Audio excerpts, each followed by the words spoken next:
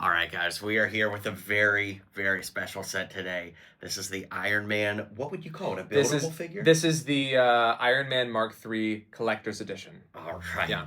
Man, you hear collector's edition and just all in. Well, I'm here with Aaron, the incredible designer behind this, and this is your first superhero set, yeah? No, actually. No. I also worked on the Star-Lord's helmet model okay. from a few years ago. Nice. First one in a while, though. We Sure. can say that for sure.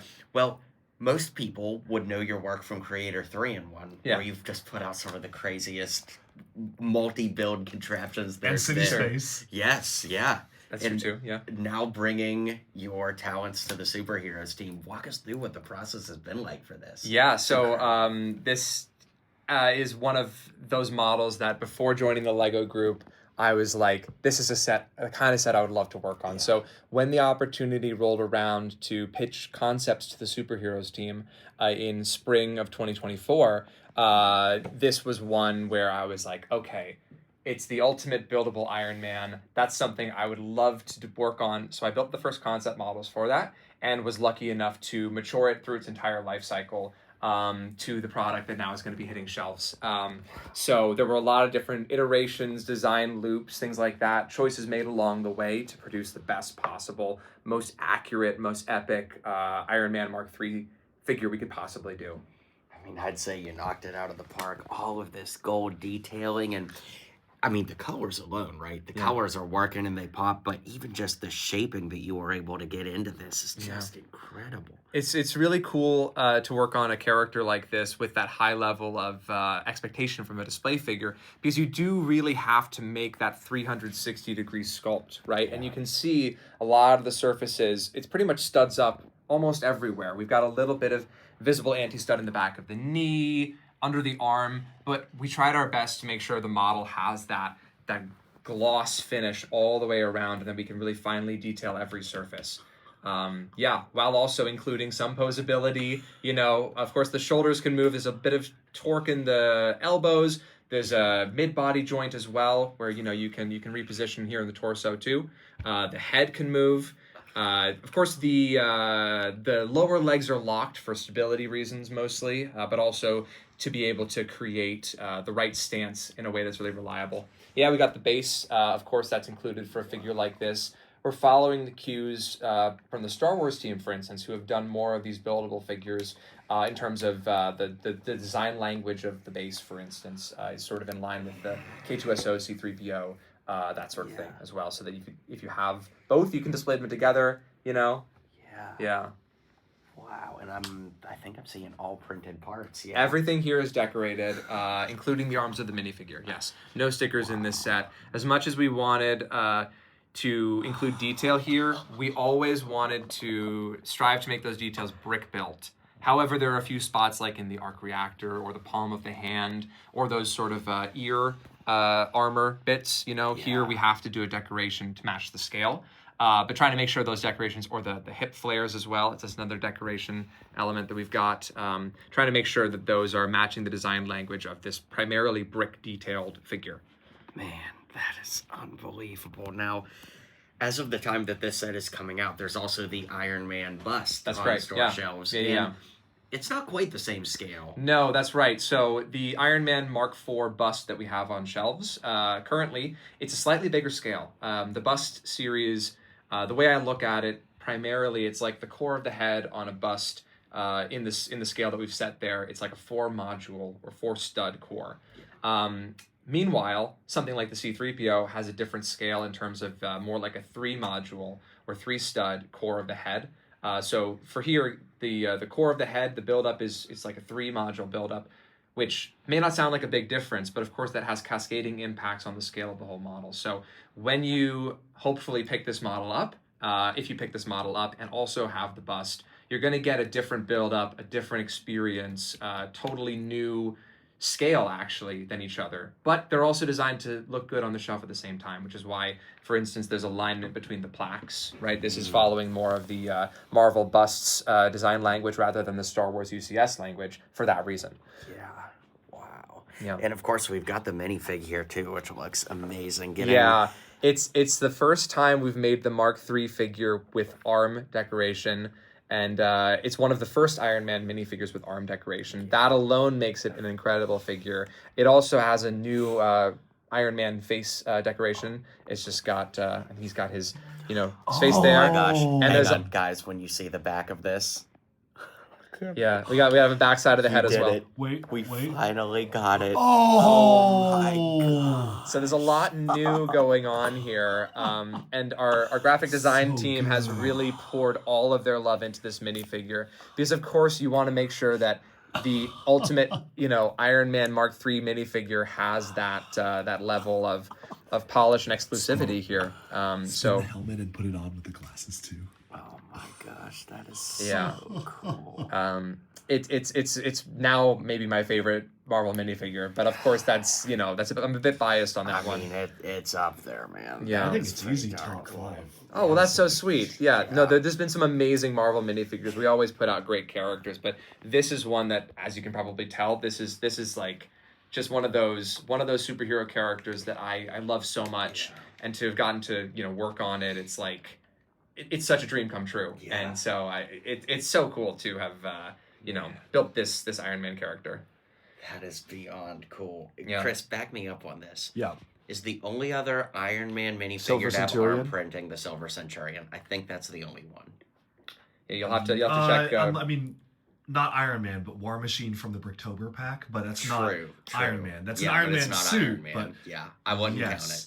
Silver Centurion is the only one to have arm printing, that's and that crazy. was obviously video game exclusive, so that was a super special one. So to get that in a standard retail set is so crazy. And I'm just thinking, like, I mean, this would be a very expensive minifigure to procure to get a bunch of them, but to use this arm on other minifigs to upgrade them Sure, all, I mean, but the print is like everything else on the minifigure, bespoke to the Mark III. It has those accurate details from the original red and gold suit from the MCU, which is, in my opinion, the coolest suit, which is also why it's the right choice for this model. The other thing about the earlier Iron Man suits that I think makes this such a good fit for Lego is, in Infinity War and in Endgame, there's the nano suit, which is very like skin tight and slick. But in the earlier Iron Man suits, there's a bit of that mechanical feeling, which translates so well to Lego as well, which is kind of a blocky medium inherently.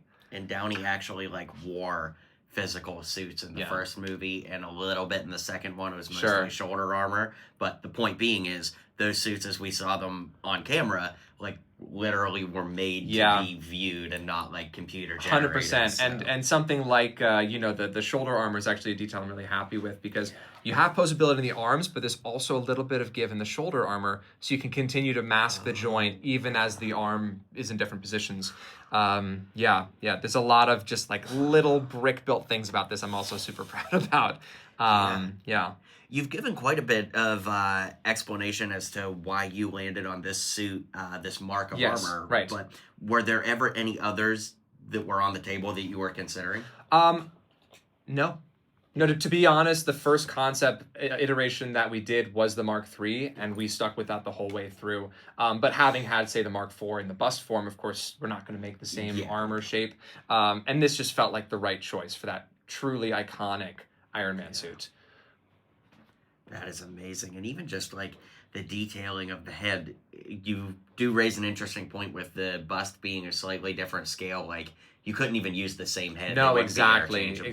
Yeah. And, it's also like, it's so difficult to nail the face of a character like this. As we know, Lego is an imprecise medium. But it was really important to us that we kind of kept that brick-built feeling all the way. So it's really tight engineering in there to be able to create so many details in such a small area. Yeah. Stickers can have their own benefit in the sense that, like, you could get detailing on pieces that could never get printed, but getting all of the printed pieces in here is just, I mean, that's just such a cool cherry on top of a great model already. Thank you. Yeah. Did you have to pull any kind of strings or make any kind of debates or arguments as to how you could get all printed? Because as superhero fans, it's like the Sahara Desert out here to get printed pieces. So the thing is, something like a minifigure or a plaque, oftentimes we prefer to have that printed because it increases the feeling of this being such a good collectible. And in the case of the model, a lot of the decisions for why we print, why we sticker, it comes down to a lot of different factors.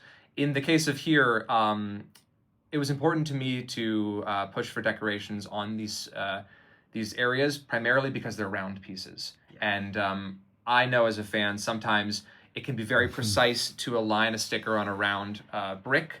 And here, every decoration we have actually happens to be on a round element. So in terms of trying to remove complication from the experience, that was a reason why those elements might be decorated here. But also, you know, it comes down to so many different factors: why we sticker, why we decorate, and you know, stickers can bring level of detail in places that we can't print, right? Yeah. Not every element is able to be printed on, for instance. So sometimes you want to get a sticker in a place where you couldn't do a decoration, or you want to, you know, add an even greater level of detail here. But like I said, the focus on this model was primarily to create as many brick-built details as possible. So we really only are using decoration elements where we couldn't have brick-built that solution.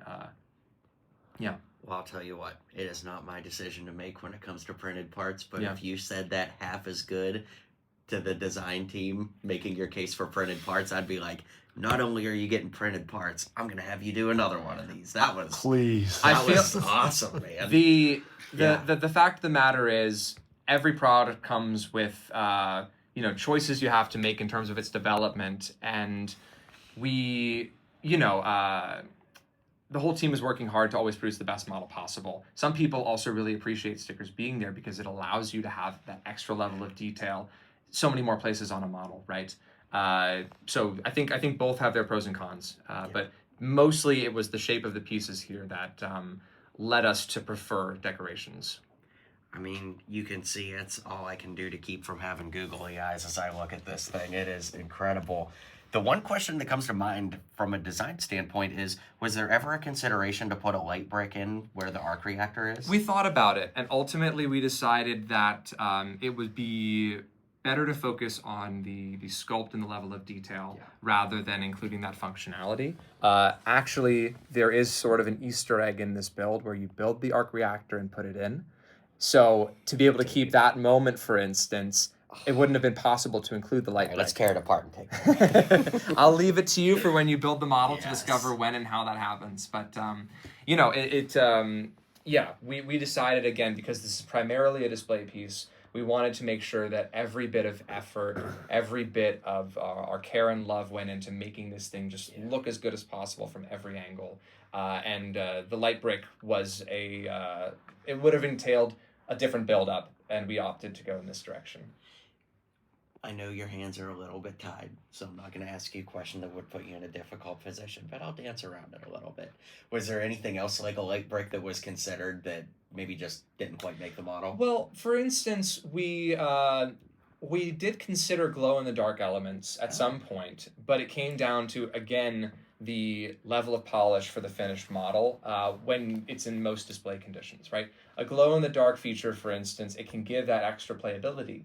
But this is not really a play model, this is a display model. And when you look at the glow-in-the-dark element, under daylight conditions, it has kind of a greenish tint to it, which is less accurate for the character. Or in the case of the hands, we decided to decorate there because while we could have and did explore doing something that was brick-built, very quickly the palm got quite thick and it didn't really feel like a human hand anymore. Yeah. So we opted for a decoration there as well, which of course, white makes the most sense in order to get that as vibrant as possible. And something like the arc reactor too, to be able to work with the slight blue tint we want to have.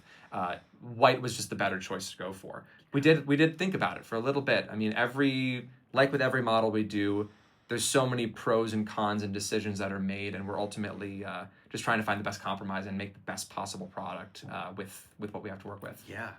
Being that this is your second superheroes project, and it's been like, you did Star-Lord a couple years ago, and now this one, what is your perspective like working with Marvel as an IP partner? Like the feedback that they get? 'Cause I know a lot of people that watch the channel, obviously we're all like superheroes, bottom of the rabbit hole type of viewers, but like it's an insight that we wouldn't normally know about. So what's it been like for you? Yeah, all of us working at the LEGO Group are incredibly passionate about what we do, and so are the people working at Disney and at Marvel, right, about protecting and verifying the accuracy of the IP. With something like this model, it's a much easier task for me as the designer because the IP is incredibly established and accessible, this reference material, I mean. The Mk3 suit, I mean, it came out in a movie from 2008. So there's not only a lot of cinematic reference, but also a wealth of action figures and display pieces and cosplays and all kinds of other things that focus on this very suit. So there was no shortage of reference material for me to look at. And the feedback that we got from Marvel during production only helped to make this more accurate and even a better representation for, you know, the suit we're trying to make. Yeah, that's amazing. What kind of reference material did you use for this? Like, does Marvel provide you with that? You know, if we need reference material from them, we can always ask for it. But again, in the case of this one, I was starting from things that were more publicly available and didn't really have any difficulties with acquiring the reference that I needed. Yeah. Did you go back and watch the movie once or twice? Yeah. I had a playlist of Iron Man music I listened to a bunch as well. Of course, a lot of classic rock, you know, soundtracks, all that stuff to get me back in the feeling of how did it feel to watch that movie for the first time? Because that's such an experience I'll never forget, seeing Iron Man in the theaters. And I want this model to have that same level of like presence and put you right back in that moment in a way. Yeah. It does. Yeah.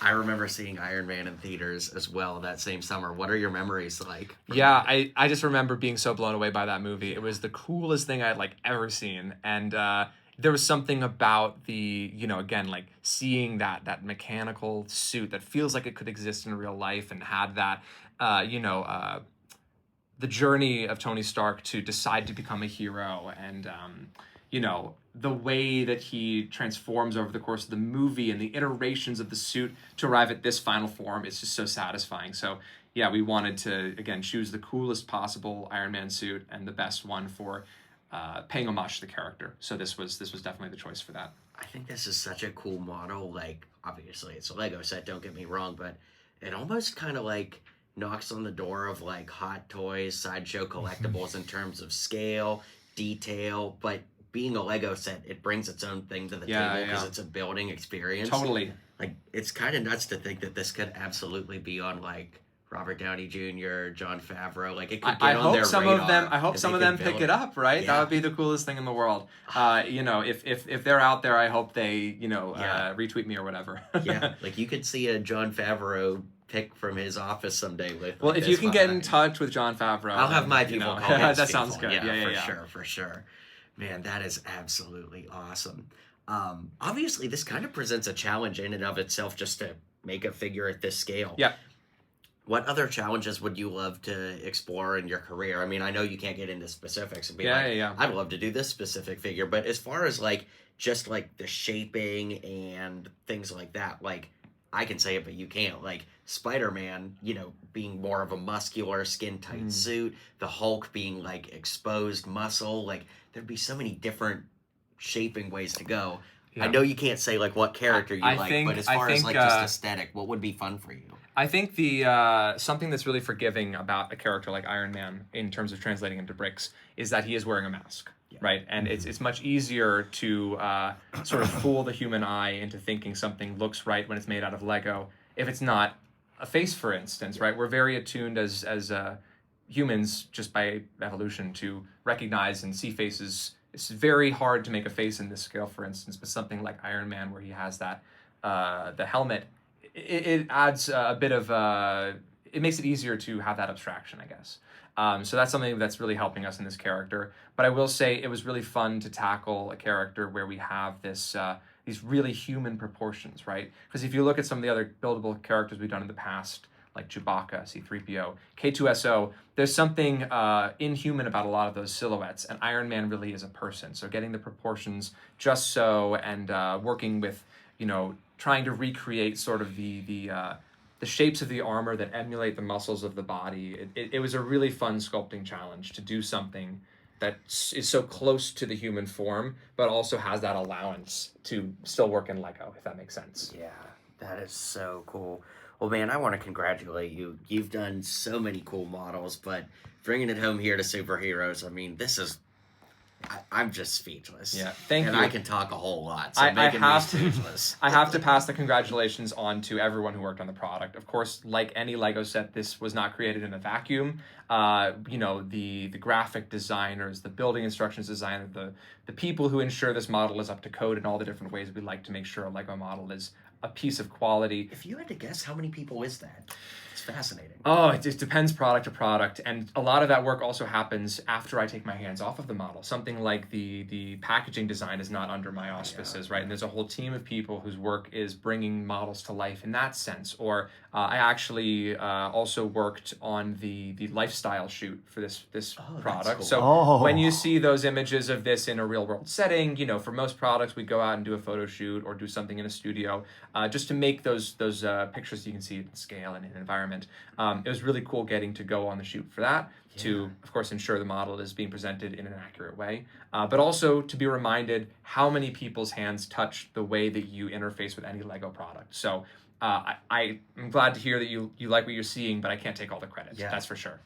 Man, guys, how awesome is it to get an amazing model like this? Don't get me wrong, but to know that the guy behind it is so humble, so talented. I mean, it just doesn't get any better than that, man. It's very kind. Congratulations on an awesome Thank you so this much. Is so cool. So you guys know the drill. Got to keep an eye out for this when it hits stores. And thank you so much for your time. This has been great. Yeah, my pleasure. Awesome.